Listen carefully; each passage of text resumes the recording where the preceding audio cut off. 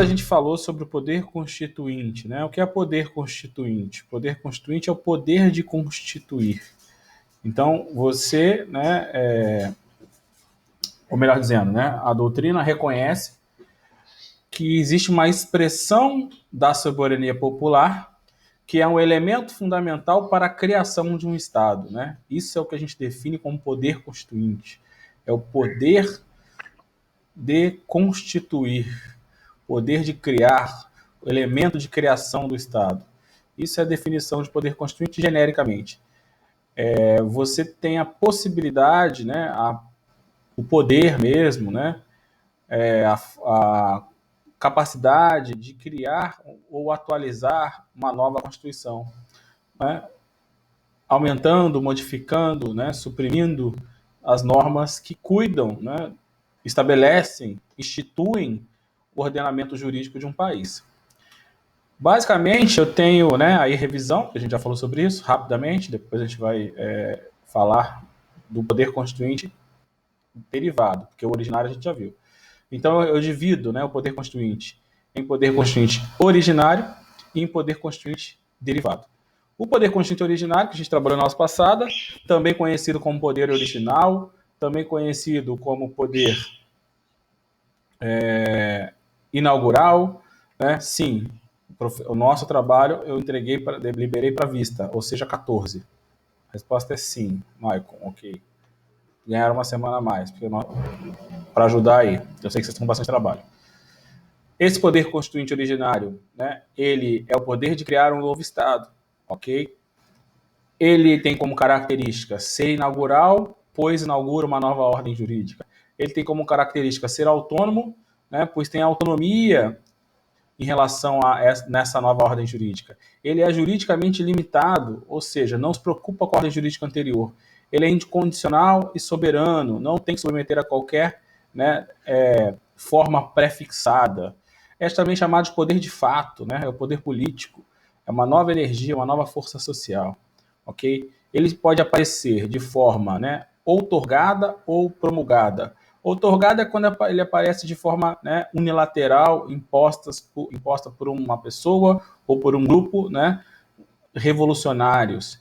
E ele pode aparecer de forma promulgada quando acontece uma Assembleia Geral Constituinte, ou seja, nasce na deliberação do povo através da sua representação. Né? Tudo isso a gente já viu, é uma rápida revisão, né, do que a gente falou na aula passada, né? O que mais que a gente falou na aula passada, né? Na aula passada, a gente falou, né, que a titularidade do poder constituinte é do povo, né? Inclusive na Constituição de 88 isso consta, né, expressamente, prevista essa titularidade. A gente falou, né, sobre a questão que envolve essa nova ordem jurídica anterior com a nova, aliás, essa nova ordem jurídica com a ordem jurídica anterior, ou seja, tá bom, cria uma nova Constituição, e aí, né? O que acontece com as normas anteriores, né? Elas vão permanecer em vigor desde que elas estejam de acordo com a nova Constituição? Sim, né? Isso a gente dá o nome de fenômeno da recepção, né? Quando uma lei do ordenamento anterior permanece em vigor no ordenamento jurídico atual, né? Porque ela está de acordo, né? Então, a recepção é o ato pelo qual, né, a forma que a lei anterior será considerada válida na Constituição atual. É o fenômeno da recepção. Isso é muito importante. A gente até comentou aqui que algumas leis, né, como, por exemplo, o Código Tributário Nacional, não só foram recepcionadas, mas ganharam, né, um outro status legislativo, pois por esse sistema atual, né, tem-se uma nova ordem, né, legislativa com um novo grau. Eu tenho uma lei ordinária e tenho uma lei complementar que não existia no ordenamento jurídico anterior. Então, portanto, quando você traz o Código Tributário Nacional para cá, quando você recepciona o Código Tributário Nacional, como a nova Constituição diz que normas gerais sobre direito tributário são criadas por normas, né, ou por leis complementares, esse Código, né, tributário, que era uma lei ordinária, passa a ser recepcionado como lei complementar.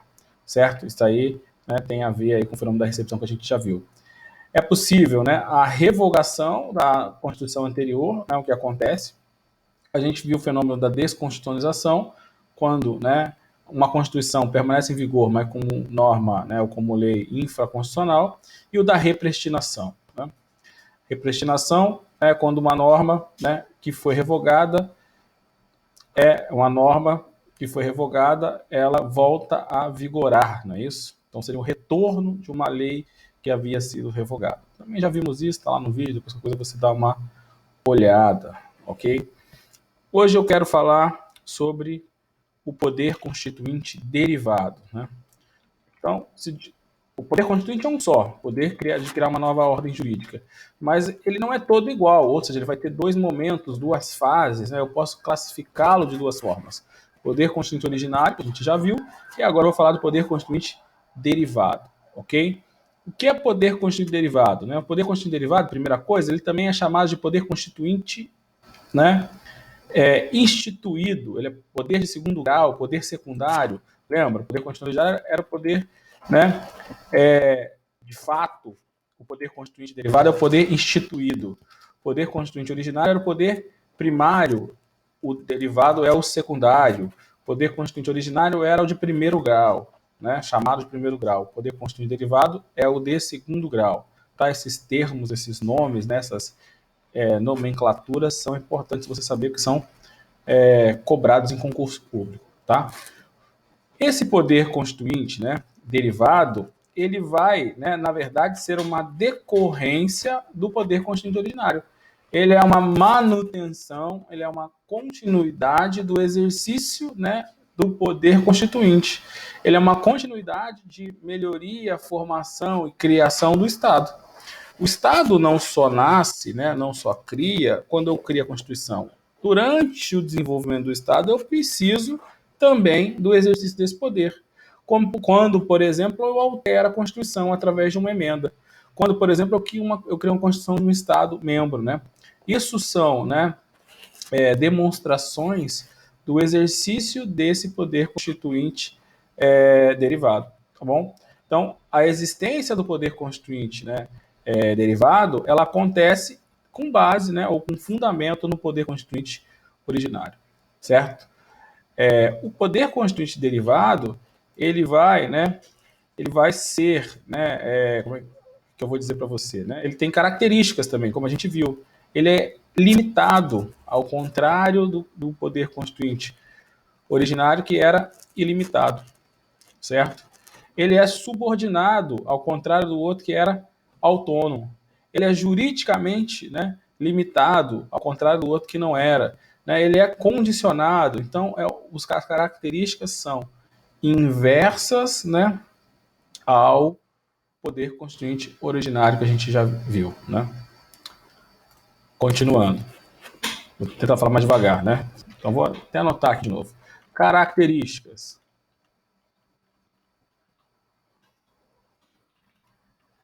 O outro era ilimitado, esse é limitado. Certo? O poder constituinte originário, né, era autônomo, esse ele é não autônomo, né? Ou ele é subordinado. Tá? Sei que eu falei rápido, por isso que eu estou voltando. O outro era juridicamente, né, ilimitado juridicamente, esse é limitado juridicamente.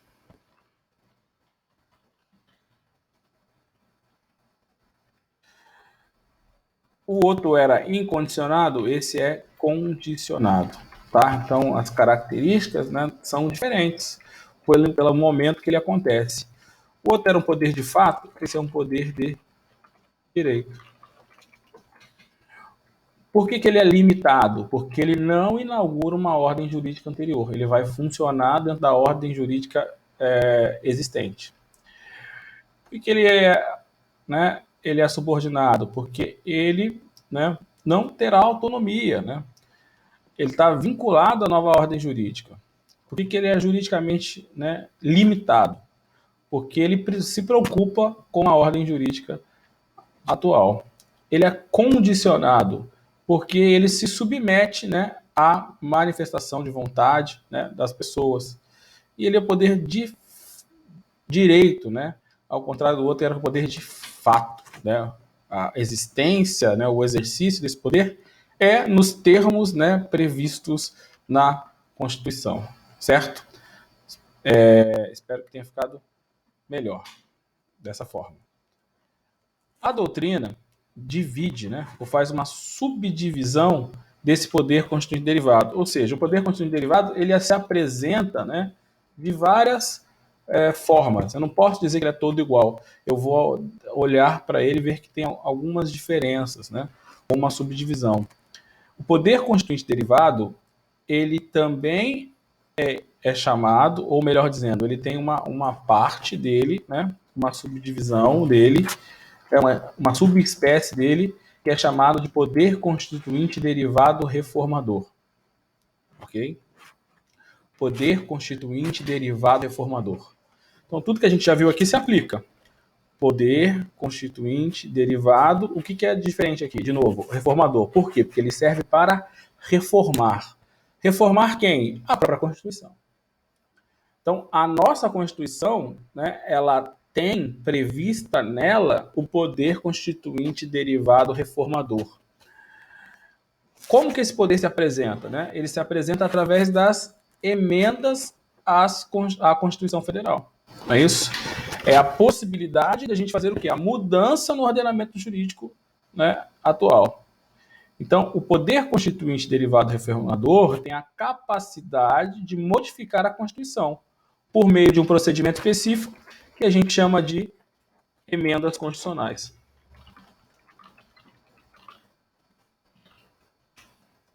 Certo? Se a gente for, né, lá no artigo 60 da Constituição Federal, a gente vai analisar, né, como está, né, delimitado, né, previsto, desenhado esse poder constituinte reformador. Por favor, abra sua Constituição no artigo 60 da Constituição Federal, que vai trazer para a gente, né, as regras para uma emenda à Constituição. Então, a emenda à Constituição, ela, né, acontecerá em razão do exercício do poder constituinte derivado, nos termos previstos na Constituição. Ok? Vamos abrir o artigo 60, por favor. Vou colocar aí para você. O que diz o artigo 60, galera? A Constituição poderá ser emendada pode ser emendada, mediante proposta. Então, as regras aqui, inclusive eu já falei para você dessas regras, e essas regras são as mais importantes. Se eu falasse para você, escolha um artigo para estudar, né, que é o mais importante da Constituição, qual você diria? Né? Já fiz essa brincadeira com você, né? É o 60? Não, é o 5º, parabéns, né? O 60 é o 2º, tá, né? Mais importante que cai em prova, cai em concurso. Em primeiro lugar, o 5º. Em segundo lugar, o 60. Então, é tão importante, né, quanto o 5º. Olha o que diz o 60. A Constituição Federal poderá ser emendada mediante proposta de 1/3, no mínimo, dos membros da Câmara, dos deputados do Senado Federal. 2. Presidente da República. 3. Mais da metade da Assembleia Legislativa das unidades da Federação, manifestando-se cada uma delas pela maioria relativa de seus membros. Essas regras, né, são as regras, né, para poder alterar o estado atual. Essa regra, ou essas regras que a gente está vendo, são as regras para poder reformar o estado atual. O que eu quero que você pense, né? Assim, para ver se fica mais claro na sua cabeça. Quando houve, né, uma Assembleia Nacional Constituinte, os deputados, os senadores que lá estavam, né, eles eram, né, ou formavam, ou exerciam, melhor dizendo, o poder constituinte originário. Quando os parlamentares atuais votam, né, discutem e votam uma emenda à Constituição, eles estão, né, no exercício do poder constituinte, né, derivado reformador, né? Ok? Consegue visualizar isso, né? Então eles estão recebendo, né, ou melhor dizendo, se utilizando de uma possibilidade jurídica, não é isso? De um poder que a Constituição lhes assegura para quê? Para poder mudar o estado atual. Assim, não sei se você consegue visualizar, mas isso é coisa pra caramba, né? É importante pra caramba. Né? Por quê? Porque isso permite a transformação do Estado. Isso é muito poder. Né? Isso é muito poder. Mas esse poder, ele é pleno?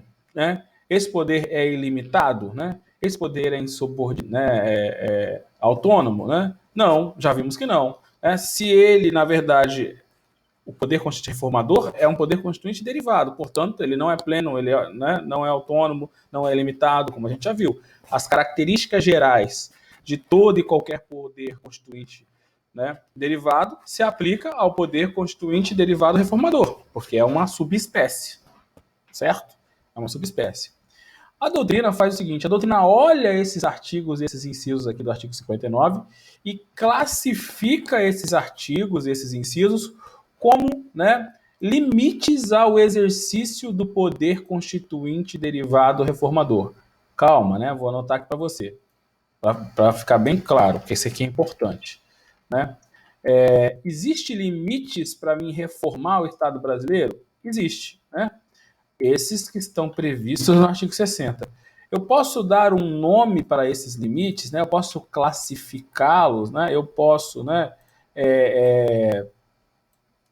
identificá-los, né? Posso. Né? Esses limites, né, são chamados, deixa eu anotar aqui para você, limites do poder constituinte derivado reformador. Já tínhamos visto que o poder constituinte derivado reformador tinha limites. Ok?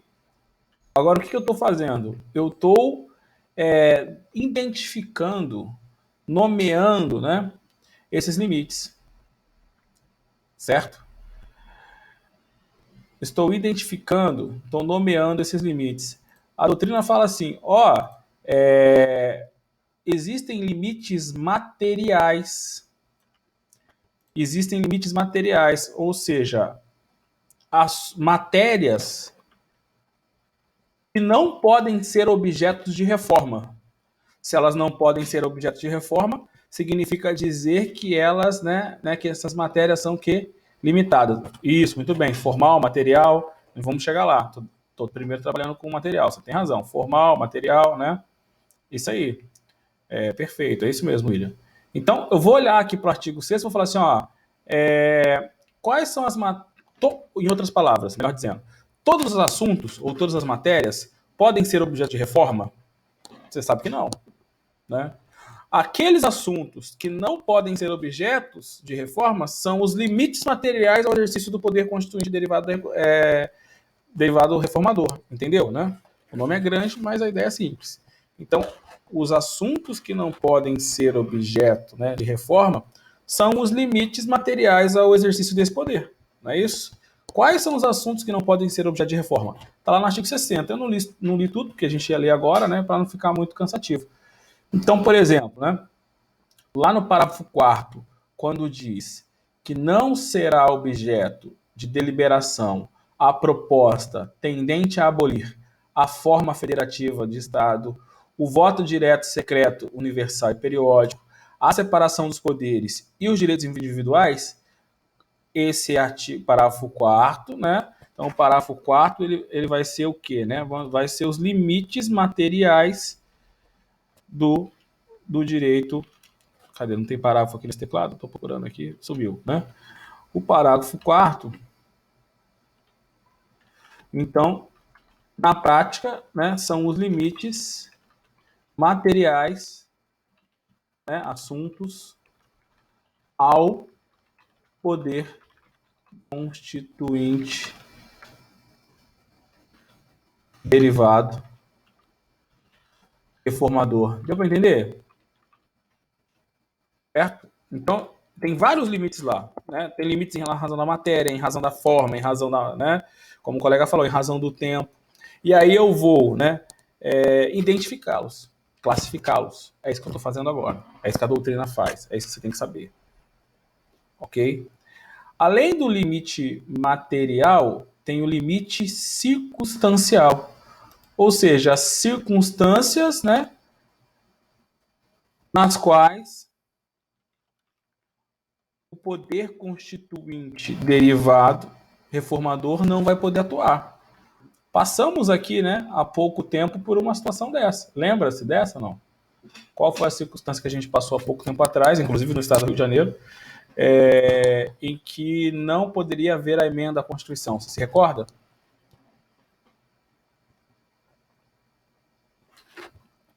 Sim, intervenção federal. Parabéns, né? Muito bem lembrado aí, Luciano, né?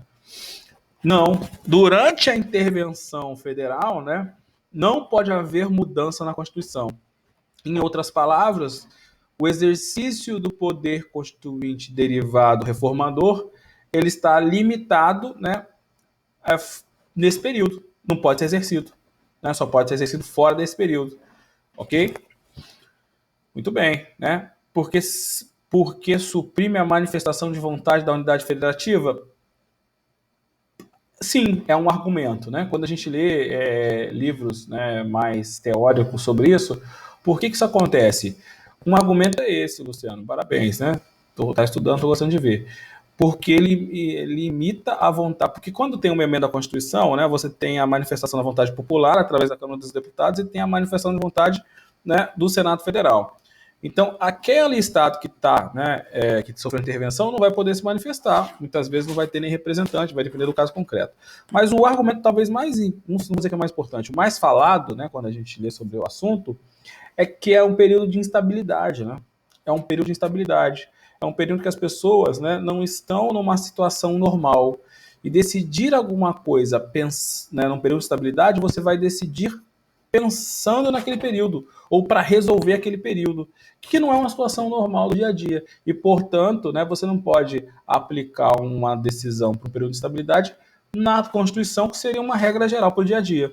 Vou dar um exemplo, acho que vai ficar claro para você. Né? Imagine na intervenção federal eu pudesse reformar a Constituição. Né? Então você tem um estado de crise, né, no nosso exemplo, segurança pública, né? E aí eu posso reformar a Constituição. Então eu ia poder, exemplo, aumentar a pena máxima, se possível, na nossa Constituição. Né? A gente tem essa discussão que não pode, tendo em vista que são cláusulas pétreas.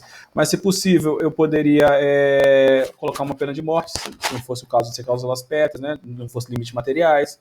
Então, nessas circunstâncias de crise, né, eu poderia, né, tomar mudanças para resolver a crise que não são as mudanças desejáveis no dia a dia. Numa situação de criminalidade normal, né? Tudo bem que no Brasil normal é alta, mas numa situação de criminalidade normal, eu tenho um limite de pena. Né? Eu tenho um parâmetro se eu vou querer uma pena de morte ou não. Numa situação de crise institucional, né, eu vou ter outro parâmetro. Então, esse é o maior argumento que a gente vê aí em relação a isso. Né? É pela instabilidade, né? E isso vai gerar, talvez, mudanças que não são as que a sociedade quer realmente. Pergunta complicada, né? Vamos lá, deixa eu ver se eu consigo entender a sua pergunta. Não se decide nada, é uma intervenção. Sim, não se na verdade, não é que não se decide nada, né? Vamos melhorar aqui a resposta do Michael. Não se emenda a Constituição. Você pode ter leis ordinárias, né? Você pode decidir outras coisas, não pode emendar a Constituição, para ser a resposta mais correta. Seria, então, período de estabilidade. Perfeito, período de estabilidade. Pergunta complicada. E as leis temporárias podem ser, eventualmente, ter peso constitucional? Não entendi sua pergunta, né? Ter peso? Que sentido? O que é ter peso? Em caso de intervenção? Pensa aí, formula aí a pergunta de novo aí para ver se a gente entende. Ok, pessoal? Vamos voltar então aqui para o artigo. Para os limites, perdão, né? Estamos nos limites circunstanciais, ou seja, situações nas quais, né, ou circunstâncias, né, situações e circunstâncias nas quais, né, não se altera a Constituição, não se pode exercer o poder constituinte derivado reformador. Vamos olhar no artigo 60 ver se a gente identifica elas, né? Sim, né? Tá em qual parágrafo? Parágrafo 1º. A Constituição Federal não poderá ser emendada na vigência da intervenção federal, foi o exemplo que eu dei, de estado de sítio, né, e de estado de defesa. Na verdade, está o inverso aqui, né? Então, essas três situações, né, em que há uma instabilidade, né, política, eu não posso emendar a Constituição. Em outras palavras, eu não posso, né, exercer o poder constituinte, né, derivado reformador. A outra circunstância, né, ou melhor dizendo, corrigindo, né, o outro limite que tem no artigo 60, segundo a doutrina, são os limites formais, né? Formais é a forma, né? É o jeito, né? É como eu altero, né? A mudança da Constituição tem um limite formal quando ela tem um quórum diferenciado, quando ela tem uma forma mais difícil, né? Isso é um limite. Pensa bem, se a alteração da Constituição fosse da mesma forma que uma lei ordinária, seria mais simples alterar a Constituição. Quando eu crio uma dificuldade, quando eu coloco só algumas pessoas para poderem fazer a proposta de emenda à Constituição, quando eu crio um quórum maior de aprovação, né? Quando eu mando fazer duas votações, eu estou fazendo o quê? Eu estou dificultando o exercício do poder constituinte derivado, né, reformador. Eu estou o quê? Limitando o exercício do poder constituinte, né, derivado reformador. Então, se a gente voltar lá para o artigo, né, 60, e a gente vai ver que os incisos 1, 2 e 3, né, que estabelece os legitimados para propor uma emenda à Constituição, não é isso? Uma proposta de emenda à Constituição, a famosa PEC, que você escuta aí nos noticiários, é o primeiro limite formal que está aí, não é isso? Limitar quem pode propor a PEC, né, é limitar o exercício do poder constituinte. Consegue visualizar, né? Então, 1/3 no mínimo dos membros da Câmara dos Deputados do Senado Federal, só um minutinho, do presidente da República e mais de metade das Assembleias Legislativas da Unidade da Federação. Mais alguém pode propor? Não. Portanto, o exercício só pode ser feito por eles, portanto, está limitado. Tá? Além dos incisos 1, 2 e 3, o parágrafo, né, segundo também é um limite formal, né? Por quê? Porque é a forma, a votação, como é que se dá, né? A proposta será discutida e votada em cada casa do Congresso Nacional em 2 turnos, considerando-se aprovada se obtiver em ambos 3/5 dos votos dos respectivos membros, né? Isso é um limite o quê? Formal, ok? O parágrafo 5º, que diz que a proposta não pode ser revista caso ela tenha sido, né, não votada, né? 5º, a matéria constante na proposta de emenda rejeitada ou havida por prejudicada não poderá ser objeto de nova proposta. Também é um limite formal, ok? Então, esses requisitos, né, para se aprovar uma PEC, são considerados, classificados, chamados, né, de limites formais ao exercício do poder constituinte derivado. Deixa eu ver se eu entendi essa pergunta aqui. Ela impede que sejam aprovadas emendas? O que impede que sejam aprovadas emendas? A formal? Sim, se a emenda não cumprir as regras, não vai ser aprovado. Né? Não sei se eu entendi sua pergunta, porque digitando, às vezes fica restrito aí o meu entendimento. Espero que sim. E o último limite é o chamado limite temporal. Seria um período, né, um tempo no qual eu posso aprovar emendas. Né? As emendas constitucionais do artigo 60 não possuem esse limite temporal. Né? Ou seja, o limite temporal ele é só doutrinário, né? Ele é só, né, teórico. Né? No Brasil não existe limite temporal, né, para a reforma da Constituição. Né? Existe ou existiu, quando a gente fala de poder reformador, um prazo para reforma, que aí é outro poder constituinte. Tá?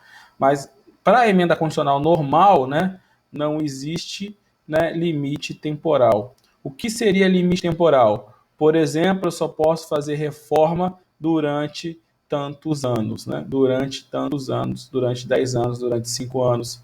Né? Seria uma maneira de você limitar a reforma no tempo. Regra geral, né, o artigo 60 não traz para a gente limite temporal, ok? O limite temporal é só doutrinário. Eu até tive o limite temporal, mas não para o poder constituinte, né, derivado reformador, né? E sim para o revisor, que é o próximo que a gente vai ver, tá? Ok? Sim para o revisor. Para esse nós não tivemos. Sim? Próximo.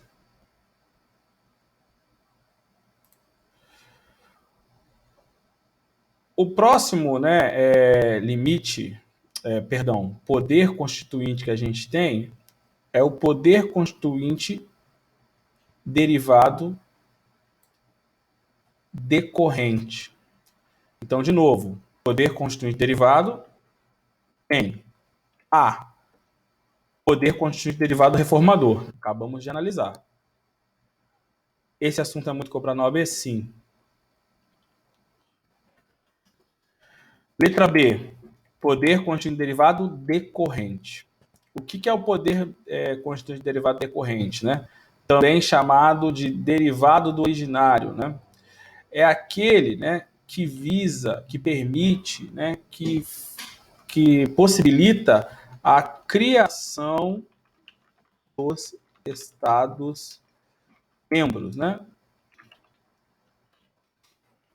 Então, quando criamos a Constituição de 88, depois criamos o Estado de Tocantins, né? Quando criou-se o Estado de Tocantins, houve o exercício do poder constituinte, né, derivado decorrente. Decorrente é no sentido de complementar, é que decorre, né, é que dá continuidade, certo? A missão do exercício do poder constituinte derivado decorrente é estruturar as constituições do Estado-membro. É dar capacidade, né, de auto-organização aos entes federativos, né? É uma função, né, de poder fazer com que os Estados-membros se organizem. Esse exercício, né, desse poder constituinte derivado decorrente, ele foi previsto lá no artigo 11, né, do ADCT. Né, já ouviu falar do ADCT? Já, né? Já falei com vocês dele aqui. Né? O que é o ADCT? Atos de disposições constitucionais transitórias, não é isso? O que aconteceu? Né? O legislador, quando ele, né, vamos lá, segundo grau, né, é o nome que eu dou para o poder constituinte derivado. Ponto. Independente de qual seja. Todos eles são derivados, ok? Agora a gente, deixa eu entender sua pergunta aqui. Então você tem lá poder constituinte originário e derivado. Derivado é chamado de segundo grau, ponto. Eu tenho várias subespécies dentro do derivado, mas todas elas são de segundo grau. Derivado de reforma é o nome que eu dou para o derivado, né, para a primeira subespécie que a gente viu. Poder constituinte derivado de reforma, que é alterar a Constituição. De emendabilidade, correto, é outro nome que eu dou. Mas aí é o nome que eu dou só para essa subespécie. Eu não posso chamar poder constituinte de emendabilidade o decorrente. Tá? É muito comum a doutrina trazer vários nomes, né? Então, por isso que eu falo para vocês estudarem várias doutrinas. Eu sugiro algumas, né? A gente traz alguma informação aqui. O objetivo do professor é estimular você a estudar. Não é possível a gente trazer todas as informações, todos os nomes que estão em todas as doutrinas. Então, eu não sei nem qual doutrina você está estudando, mas está certo. É isso mesmo. Agora, só cuidado onde você coloca esse nome aí. Ele depende do originário. Perfeito, né? O poder constituinte derivado depende do originário. As regras dele estão previstas pelo poder constituinte originário. Originário é o de primeiro grau. Exatamente. Originário é o de primeiro grau. Isso aí, meu. Nada, pode perguntar. Voltando, estávamos falando da segunda subespécie do poder constituinte derivado, né? Qual é a segunda subespécie? O poder constituinte derivado, né, decorrente, é aquele que decorre. Quando eu altero, eu complemento o Estado. O primeiro altera, né, reforma, né? O segundo eu complemento, né, ou seja, é decorrência, né, dar andamento, decorre, ok? Quando que isso acontece? Quando eu crio constituições estaduais, quando eu altero, reforma as constituições estaduais. Onde é que isso está previsto no ordenamento jurídico brasileiro? Na Constituição Federal não está previsto diretamente, né? Mas tem um artigo que foi, né, colocado no ADCT, né? Conhece o ADCT? Ato de Disposições Constitucionais Transitórias, né? Ele fica exatamente localizado depois da Constituição. Acabou a Constituição, né? Você vai ver aí o ADCT. Então, o artigo 11 do ADCT diz assim, vou colocar aí para você.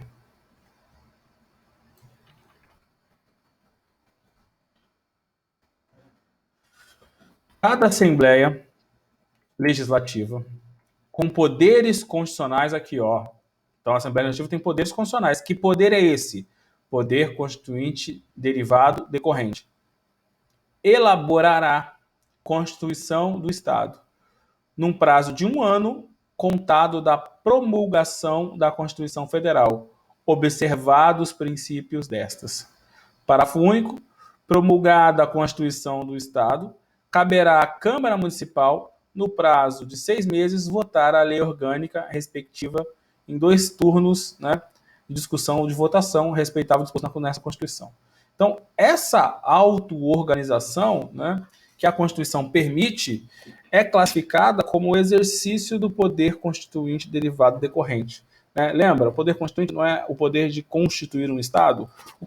A Constituição do Estado ela aconteceu em 88, né, aconteceu em 88, mas acontece, né, depois, quando eu crio os Estados, quando eu crio os municípios. Né? Isso o derivado é limitado? Perfeito, é derivado, é limitado. Né? Por quê? Porque está limitado à ordem jurídica, né, em vigor, está limitado às ordens, né, às leis, à Constituição que permitiu ele ser criado. O derivado é limitado. Sim, isso aí. Perfeito, William, é isso mesmo. Ok?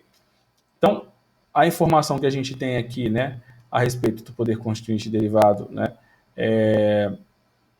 vai, né, ou passa aqui pela questão do artigo 11 do ADCT, certo? Porque esse artigo 11 do ADCT, né, autoriza os estados, né, a exercerem esse poder. Por outro lado, a doutrina também diz que o artigo 25, né, vamos lá para o 25 da Constituição Federal, também é uma autorização do exercício desse poder. O que está no artigo 25? Né? Coloca aí para você. Vou colocar aqui para você. Os estados organizam-se e regem-se pelas constituições e pelas leis que adotarem, observados os princípios dessa Constituição. Então, quando a Constituição, ou o poder constituinte originário, permite que o Estado se auto-organize, eu estou dizendo que quando o Estado auto-organiza, ele está exercendo parte desse poder. Ok? Deu para identificar? Então, eu vou ter aí, né, uma demonstração ou uma autorização legal, constitucional, perdão, para os Estados-membros, né, possam se auto-organizar. Ok? E quando eles assim o fazem, eles estão no exercício do poder constituinte derivado decorrente. Tá bom? Muito importante lembrar, né? Apesar dos estados terem poder de elaborar as suas constituições, esses estados estão o quê? Esse poder é o quê? Limitado. O colega colocou em cima, né, William? Muito bem lembrado, William. Né? O Estado ele cria uma Constituição, só que diferente da Constituição Federal, né, que quando foi criada era ilimitada, aqui é totalmente o quê? Limitada. Limitada a quem? A Constituição Federal. Tá? É importante deixar isso bem claro, tá bom? O que a doutrina fala? Tem um doutrinador bem famoso que chama Iaúde. Ele diz o seguinte: o poder constituinte derivado decorrente, ele também tem limites. Então tem um doutrinador que se chama Iaúde. Ele fala, né, que existem limites à atuação do poder constituinte derivado decorrente. Que limites são esses, né? São chamados limites constitucionais sensíveis, né, ou princípios constitucionais sensíveis, são os princípios estabelecidos, né, ou organizativos, e são os princípios extensíveis. Vamos falar um por vez, não se preocupe, vou colocar aqui no chat também para você. Né? Primeiro, estadual respeita federal. Perfeito, exatamente. Os princípios constitucionais sensíveis, o que são, né? Princípios constitucionais sensíveis são aqueles previstos no artigo 34 da Constituição. Né? Então, se você abrir o seu artigo 34 da Constituição, no inciso 8º, né? Sétimo, você vai ver o que a doutrina chama de princípio constitucional sensível. Então, abra a sua Constituição Federal, por favor, no artigo 34. O que diz o artigo 34? A União não intervirá nos estados nem no Distrito Federal, exceto para, inciso 7º, assegurar a observância dos seguintes princípios constitucionais: a forma republicana, o sistema representativo e o regime democrático. O direito da pessoa humana, os direitos da pessoa humana, a autonomia dos municípios, a prestação de contas da administração pública direta e indireta, a aplicação, né, do mínimo exigido da receita resultante líquida dos impostos, né, proveniente e eu quero resumir aqui para você, né, nas ações de saúde, ou seja, aplicação mínima de recursos na saúde, em resumo. Então, vamos tentar traduzir isso agora, né? Vamos trazer isso para a nossa matéria. Regra geral, o Estado ele é livre para desenvolver suas políticas. Inclusive, esse foi o fundamento, eu não vou passar mais o trabalho para senão você vai me bater, né? Esse foi o fundamento da decisão que teve semana passada, né, com relação àquela vontade que o presidente Bolsonaro tinha de definir as regras de lockout, né? Ou seja, ele queria editar um decreto dizendo que onde ia abrir, onde ia fechar. E no entendimento dele, né, a vontade da União se sobreporia à vontade dos estados. E pela leitura do artigo, né, lockdown, muito bem, pela leitura do artigo 34, né, não pode. Por quê? Porque os estados são soberanos, não é isso? As hipóteses nas quais, né, a União pode intervir no estado, está aí. Ou seja, os limites do poder constitucional do Estado estão ali. Como não está previsto ali nenhuma hipótese dessa, né, não pode a União restringir a atuação dos governos estaduais. Em outras palavras, os governos estaduais são livres para fazer o fechamento. Né? Por quê? Porque há uma autonomia. Né? Claro que essa autonomia tem limite? Tem. Que limites são esses? Né? Vários. Entre eles, os limites, né, constitucionais principiológicos aí, ou os princípios sensíveis. Deu para entender, né? A Constituição é como estudar português, cheio de coisas, cheio de detalhes. Então, vê se deu para você entender, né? Apesar de eu ser que você está cheio de trabalho, né, mas o que você pode fazer? Você pode baixar essa decisão do Supremo, guardar ela aí e nas férias você leia, né? E aí você vai ver que, né, resumidamente, o fundamento é esse, né? Existe uma liberdade, né, de atuação dos entes federados. E no que pode ser restrita essa liberdade? Por exemplo, o artigo 37, inciso 7º. Se não se enquadrar ali, não pode. Portanto, o que queria fazer o governo federal, né? Não é possível. Tanto que a decisão do Supremo foi no sentido de que, né, os estados são competentes para poder tomar as suas políticas. Né? Concorde ou não concorde? Né? Não concordo, não deveria ser assim. Né? Aí isso tem que mudar a Constituição. Assim, o problema é que as pessoas não pensam juridicamente falando. Regra do jogo, né? Eu não sei nada de futebol, mas caiu depois da linha, não é pênalti? Regra do jogo, filho, né? Quer mudar a regra do jogo? Quer mudar a linha para depois? Caiu 1 metro antes da linha, é pênalti. Tá bom, muda a regra do jogo. Não tem problema nenhum. Né? O problema, eu acho que na minha maior, né, visão, na minha visão, é que as pessoas não querem aplicar a regra, né? Não querem mudar a regra. A regra é essa. Você muda a regra, certo? A regra é essa. Concorde ou não concorde. Então, vamos trazer isso para o nosso contexto. O que a gente está trabalhando? A gente está trabalhando os poderes constituintes. O que a gente está analisando? O poder constituinte, né, derivado. O que a gente está analisando? O poder constituinte derivado exercido pelos estados. O que a gente está falando? O Estado, né, ao exercer esse poder constituinte, ele tem algum limite, né? Ou ele é livre? E eu disse para você, cara, eu tenho que dizer que tem limite sim, né?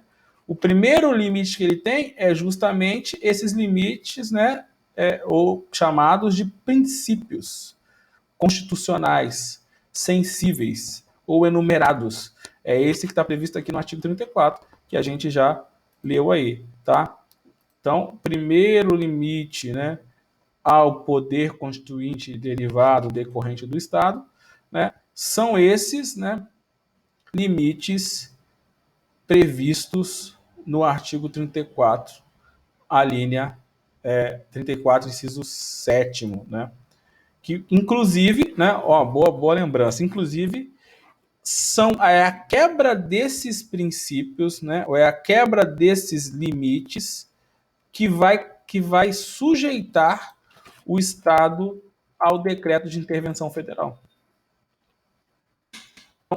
Uma intervenção federal, ela só pode ocorrer se o Estado deixar de cumprir alguma, né, dessas situações.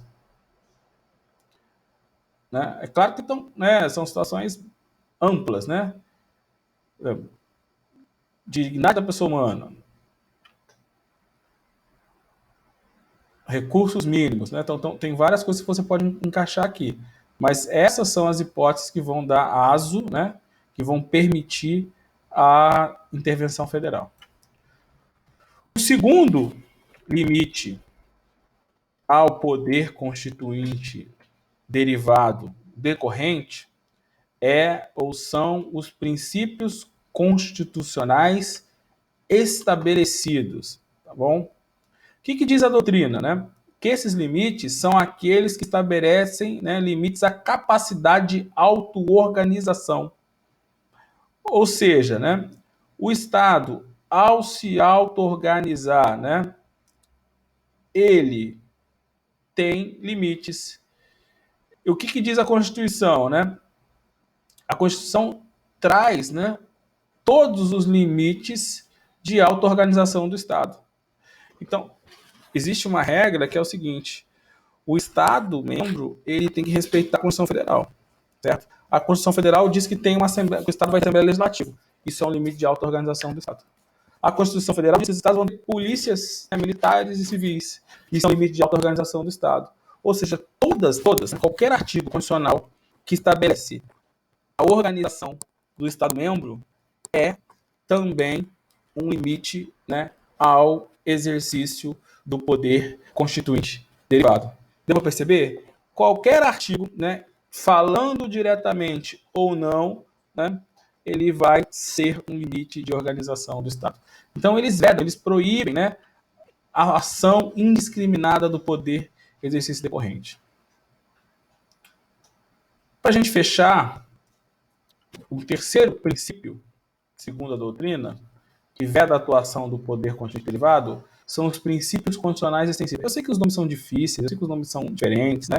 Como é que eu faço para mim saber isso? Eu tenho que ler várias vezes, eu tenho que pegar a doutrina, eu tenho que repetir, né? Quando um assunto não é novo, eu sei que você deve pensar assim, cara, eu lembro dessa porra que jeito, né? Por quê? Porque é um nome novo. Então, o que eu tenho que fazer? Eu tenho que revisar, eu tenho que ler de novo, eu tenho que fazer exercício, né? É isso que vai pegando. Eu mesmo não lembro de todos os assuntos, de todos os nomes, normal. Por isso eu faço as minhas anotações para poder fazer a aula.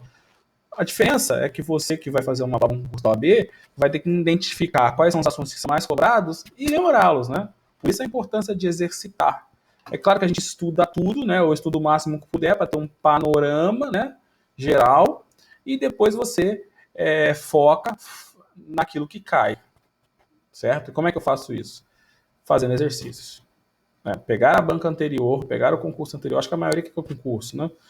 Ou mesmo que for fazer o OAB, vai pegar exercício e vai fazer. Aí você vai ver que de todo aquele livro do Pedro Lenza desse tamanho, né, tem um percentual, tem uns assuntos que são sempre cobrados. E ainda dentro daquele assunto, você vai ver o que é mais cobrado. Então você vai ver que, por exemplo, esses princípios não são tão cobrados, né? Pelo menos para a OAB. Concurso pode ser que o que você faça seja. Então é isso que tem que fazer, tá? Só para ver se eu entendi. Esse mesmo artigo estabelece limite? Esse mesmo artigo. Qual artigo, meu amigo, que você está se referindo? Todos os três princípios que são classificados com nomes diferentes, né? Todos são princípios, né? Ou todos são limites, melhor dizendo. O artigo 37, que estabelece, né, os princípios sensíveis, são limites. O artigo, né, 25 é o limite. Né? O artigo 5º é um limite, concorda comigo? O artigo 5º é um limite. Né? Por quê? Porque é dignidade da pessoa humana, né? Direitos fundamentais. Não é um limite para o Estado? O Estado pode descumprir ou desrespeitar o artigo 5º? Não. Né? Portanto, o artigo 5º também é um limite. Certo? Deu para perceber? É porque você não falou o artigo e eu fiquei na dúvida. O que eu estava dizendo para você, né? Que aí eu parei para fazer esse comentário. Os princípios constitucionais sensíveis. O que são princípios constitucionais, extensíveis? São aqueles extraídos da própria estrutura da Federação Brasileira. Né? Então, por exemplo, cargos, orçamento, são exemplos de princípios constitucionais extensíveis, no sentido de eu estender, no sentido de eu levar para o Estado. Ok? Então vamos lá. Vou colocar aqui o conceito para você, para ficar mais fácil de você visualizar. Princípios constitucionais extensíveis. O que é extensível? É estender. É uma coisa que está na Constituição Federal que eu levo, né, para a Constituição Estadual, que eu levo para o Estado, que o Estado tem que cumprir. Ok? Exemplo, artigo 77. Abre aí na sua Constituição Federal. Exemplo, artigo 59. Artigo 77. Deixa eu pegar aqui para você. O que fala o artigo 77? Fala da eleição, né, do presidente da República e do vice. Esse artigo eu aplico, né, pelo princípio da simetria na eleição do governador. Quando eu faço isso, eu estou limitando o exercício do poder constituinte derivado decorrente. Então, o Estado ele é livre para se auto-organizar, mas é livre até esse artigo, até esse limite. Eu vou classificar, chamar, né, esse limite de limite extensível. Por quê? Porque é um limite que estava na Constituição Federal e eu levei esse limite para a Constituição, né, para a aplicação da Constituição Estadual. Tá bom?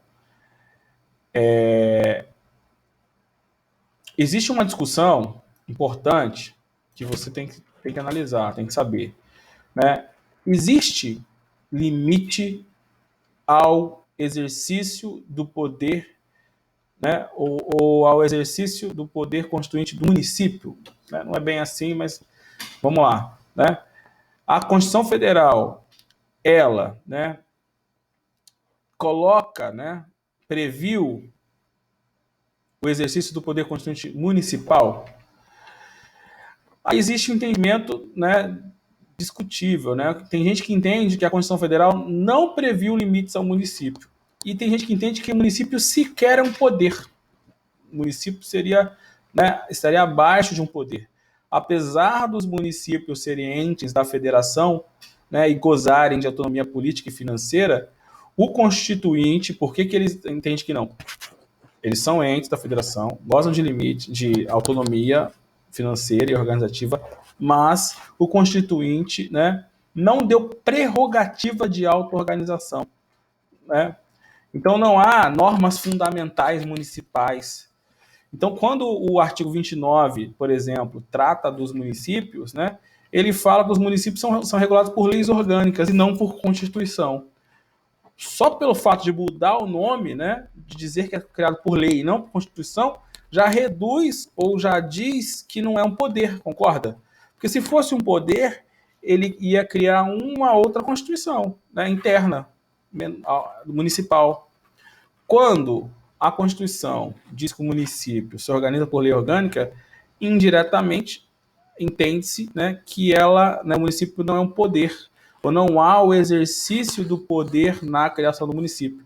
Porque se fosse assim, né, teria uma Constituição municipal. Então não foi sem querer, né? Na verdade foi de propósito, né, dizer que o município não se organiza por Constituição. Por que foi de propósito? Para dizer ou para deixar claro que na organização municipal não há o exercício do poder. Certo? Ficou claro isso? Isso é importante, tá? Então, o artigo 29, que determina que os municípios serão regidos por lei orgânica, né, e tem lá a votação, vai trazer para a gente, né, ou vai fazer com que a gente possa deduzir que aos municípios não há essa liberdade. Da mesma forma, quando a gente fala de territórios federais, né, você sabe que existe a possibilidade constitucional de criar territórios federais. A gente não tem no território federal, apesar de existir. Ah, que bom, fico feliz, a resposta está indo, a gente está na sintonia. De haver, né, essa possibilidade. Ou seja, existe a possibilidade da União, se quiser, criar territórios federais. Mas se nem para o município, que tem organização, né, auto-organização, orçamento próprio, né, não consideramos que se trata de um poder, do exercício do poder, muito menos um território. Okay? Então, o território não há nem que se considerar. Por quê? Porque o território sequer há auto-organização, liberdade. O território, né, é teoricamente possível e ele vai ser, né, mantido, né, pela União. Não há organização nenhuma, ok? Território não há organização, né, auto-organização nenhuma e, portanto, muito menos eu posso falar em limites, né, para a organização do território, né? Não há que se falar isso. Para a gente dar andamento, alguma dúvida?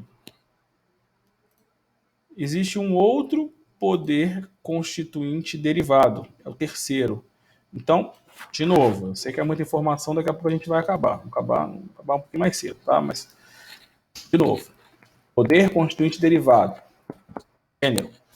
Espécie, poder constituinte derivado, reformador. Poder constituinte derivado, decorrente. E o terceiro, poder constituinte derivado, revisor.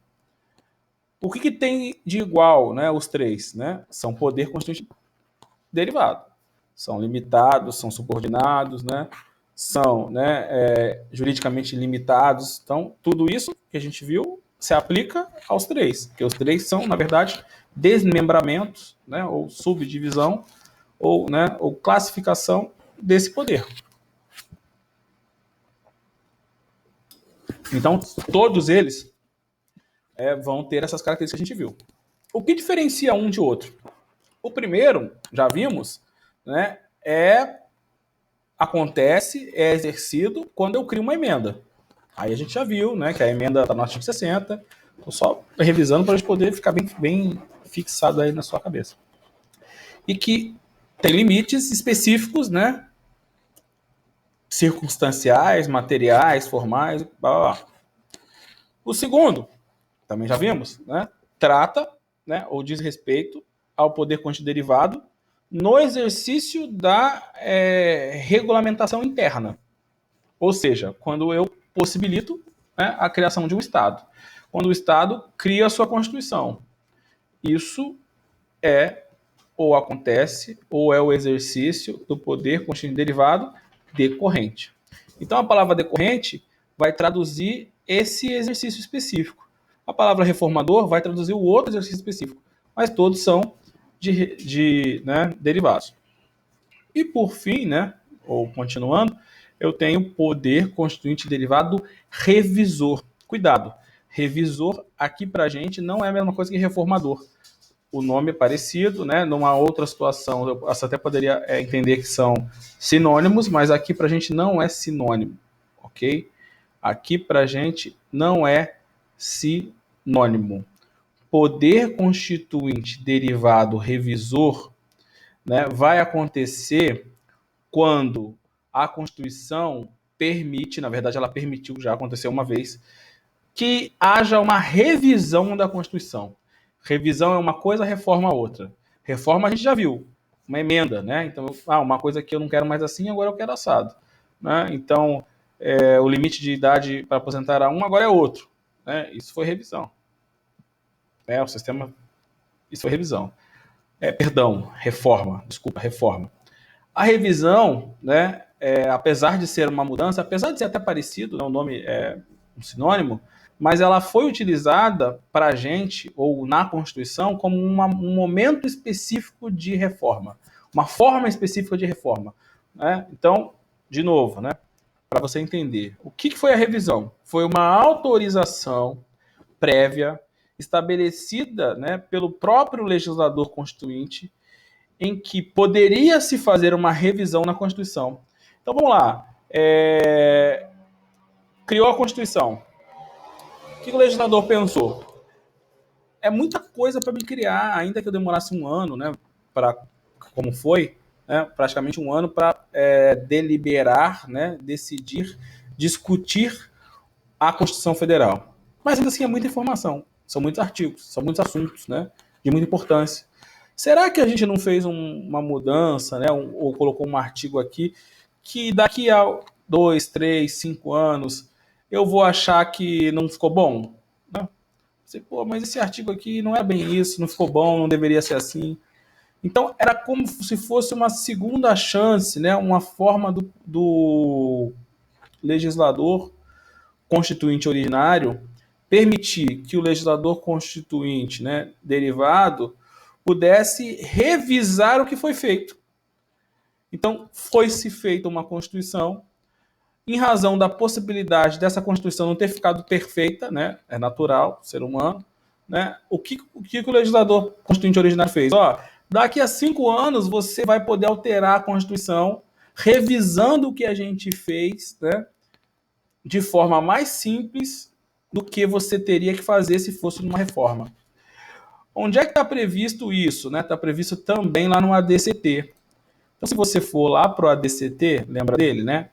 Ato de Disposições Constitucionais Transitórias, né? Temos um artigo que estabeleceu a hipótese do exercício do poder constituinte derivado revisor.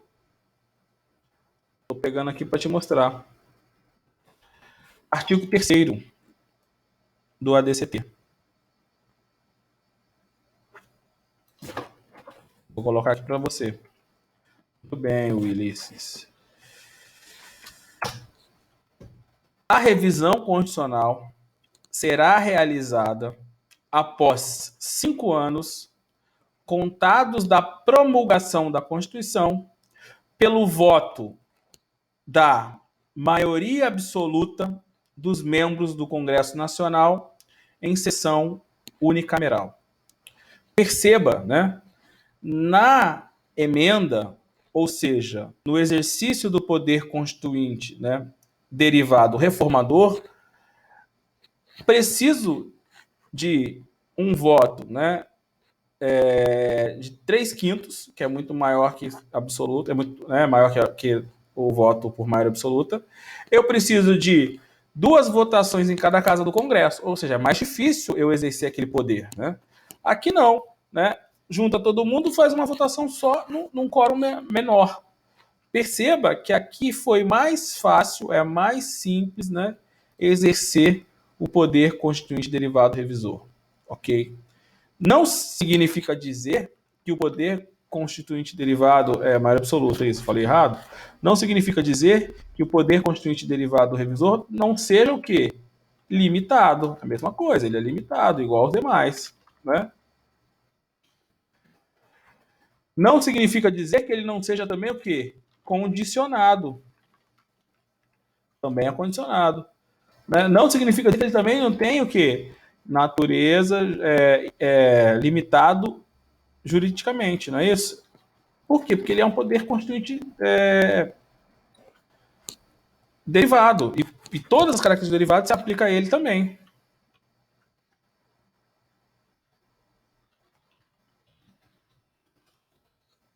Então, galera, a doutrina diz que o poder constituinte derivado, né, revisor, é um poder exaurido. Esse nome é importante, cai em prova. O que é uma coisa exaurida? Vai ver essa palavra? Poder constituinte derivado, né, é o poder exaurido, ou seja, já foi usado, acabou, né? Não tem mais, não vai se, não, né, foi usado uma única vez. A revisão só poderia se dar uma única vez, né? E não tem mais uma segunda. Esse é o chamado poder constituinte, né? Derivado revisor. Não tem mais, né? Exauriu-se, acabou-se, né? Já era esgotado, muito bem, né? Ok? Então, de novo, né? Para a gente revisar, poder constituinte pode, né? É um gênero. Eu tenho poder originário, eu tenho poder derivado. O derivado pode ser reformador, pode ser decorrente ou pode ser revisor. Ok? Certo? Vamos finalizar. Tem mais umzinho aqui para te falar. A doutrina também fala que existe um terceiro, né, na verdade, um outro tipo de poder, que é o chamado poder constituinte difuso. Poder constituinte difuso. O que é o poder constituinte difuso? O que é uma coisa difusa? Alguém sabe? O que é o poder constituinte difuso?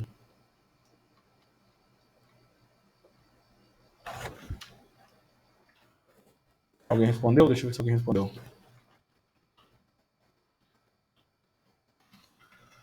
Poder constituinte difuso. O que é uma coisa difusa?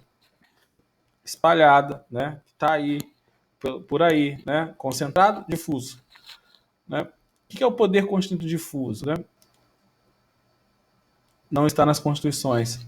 Muito bem, né? Parabéns, Cristiano. Boa colocação. Nunca tinha pensado por esse lado.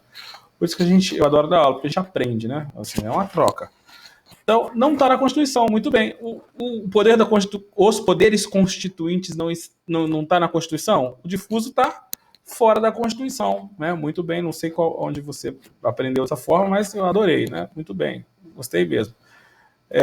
Não está na Constituição. O que a doutrina fala, né? Que esse é um poder de fato, né? Poder de fato. É o poder que é exercido quando se interpreta a Constituição. Esse poder, né, constituinte difuso, ele acontece quando se interpreta a Constituição. Quem que interpreta a Constituição no caso do Brasil, né? Você já sabe, é o STF. O STF, quando interpreta a Constituição, e o juiz, na verdade, melhor dizendo, né? No Brasil, a gente tem um duplo sistema de interpretação constitucional. A gente tem um sistema de interpretação constitucional concentrado, que é o que é exercido pelo STF, que é naquelas hipóteses que tem as ações, né, específicas que vão discutir a constitucionalidade de uma lei, né, no STF, e a gente tem o poder difuso, que é o juiz, né, que decide, no caso concreto, interpreta a Constituição. Então eu posso ter uma ação direta de inconstitucionalidade em face de uma lei, dizer que aquela lei está ou não de acordo com a Constituição, então está se aplicando a Constituição naquele caso concreto, genericamente para todo mundo, ou eu posso ter um juiz que ao aplicar um caso concreto, né, ele vai olhar aquela lei e vai aplicar ou não. Então tem um caso aqui no escritório, por exemplo, que a gente discute a constitucionalidade de uma cobrança de uma contribuição previdenciária. E aí, para mim ganhar a causa, o juiz tem que dizer que aquela lei é inconstitucional, portanto ele está aplicando a Constituição no caso concreto. Seja de um jeito ou de outro, né, seja no STF ou no juiz do caso concreto, quando o juiz interpreta a Constituição, não sei se você vai conseguir visualizar, ele está fazendo o quê? Ele está exercendo um poder, né? Que poder é esse? Constitucional. Porque quando eu digo que a Constituição é assim ou é assado, quando eu digo que, né, a casa, o asilo inviolável, e aí no caso concreto eu reconheço embaixo da ponte como uma casa, um barraco como uma casa, né, um trailer como uma casa, eu estou dando, né, interpretação à Constituição. E eu estou fazendo o quê? Eu estou tendo poder. Eu estou ampliando e diminuindo a Constituição, percebeu? O fato de eu ampliar a Constituição dentro de um processo interpretativo também é considerado o exercício de um poder. O poder não é só quando eu escrevo a Constituição. Poder constituinte originário. Poder não é só quando eu emendo a Constituição. Poder não é só quando eu reviso a Constituição. Certo? O poder também é quando eu a interpreto. Gostou? Legal, né? Então, a interpretação da Constituição, né, também é considerada como um exercício do poder constituinte. Ou ainda é o poder constituinte o quê? Difuso, né? De fato, é aquele que possibilita, inclusive, a modificação da Constituição. Só que a modificação aqui não vai ser formal, né? Como acontece lá na alteração através de uma emenda. Aqui a modificação ela é informal. Então, quando o Tribunal Superior, no STF, perdão, interpretava a Constituição no sentido que não cabia a prisão em segunda instância, depois mudou para cabia, depois mudou para não cabia, né? O que ele está fazendo? Ele está mudando a Constituição, certo? Mas ele foi lá e mudou a letra da lei? Não. Ele mudou formalmente? Não. Ele mudou de que forma? Informalmente. Então, o poder constituinte, né, difuso é o poder, né, informal. Né? Diga, deixa eu ver a pergunta aqui. Isso acontece através da hermenêutica constitucional, perfeito. Informal e espontâneo. Interpretação da Constituição na forma de decisão monocrática? Sim, a sentença é uma decisão monocrática. E o juiz, ao aplicar uma sentença, ele pode interpretar a Constituição. Sim, existe isso. É mais comum a gente pensar no STF, mas cada juiz, ao dar uma sentença, ele pode afastar uma lei e interpretar a Constituição. Então, ela realiza mudanças? Sim, poder constituinte difuso realiza mudanças, mas não mudanças formais, escritas. Não vai alterar a literalidade do texto, vai mudar a interpretação, que também não deixa de ser uma mudança. Mudou o texto em relação à prisão em segunda instância? Não. Mas mudou a interpretação? Não mudou de fato? Mudou. Certo? Percebeu a diferença? Galerinha, para a gente fechar, que eu já não estou sem voz. Existe um poder constituinte que tem no Pedro Lenza. Então, assim, tem alguns poderes, né, alguns conceitos, algumas classificações que não são todo mundo que adota. Que é o chamado poder. Quem está estudando pelo Pedro Lenza aí que eu indiquei? Poder constituinte, né, supranacional. Ok? Poder constituinte supranacional. O que diz o Pedro Lenza, né? E aí alguns autores acabaram repetindo. Foi ele que inventou, né? Principalmente a partir da Europa, né? Você começa a questionar essa questão da soberania. Regra geral, o poder constituinte ele acontecia quando um Estado se formava, né? E a sua continuidade depois. E hoje que eu tenho, né, estados supranacionais, né, constituições acima de constituições, certo? Então, a Europa não se juntou, os países europeus, e não criaram uma Constituição Europeia? Criaram, né? O exercício do poder constituinte para a criação da Constituição Europeia, né, segundo Pedro Lenza, é o exercício do poder constituinte supranacional. Por quê? Porque está acima, né, do que a gente aprendeu até agora. Está acima dessa regra geral em que a Constituição que o Estado quer para criar uma Constituição só. Eu tenho que pensar numa Constituição supranacional. Eu tenho que pensar numa Constituição que vai valer para vários estados, né? Então, segundo, né, o Pedro Lenza, o poder constituinte supranacional ele tem uma perspectiva, né, de transconstitucionalidade, ou seja, né, ele supera uma Constituição, né, vai passar por várias Constituições. É um pluralismo do ordenamento político, isso, perfeito, isso aí, Ulisses, né? Então, nem todos os livros que vai ter esse conceito, é um conceito relativamente novo, né? Sei lá, não fiquei 10 anos, né? E aí, Pedro Lenza foi um dos primeiros que ventilaram, pelo menos que eu vi, e já vi cair em alguns concursos, tá?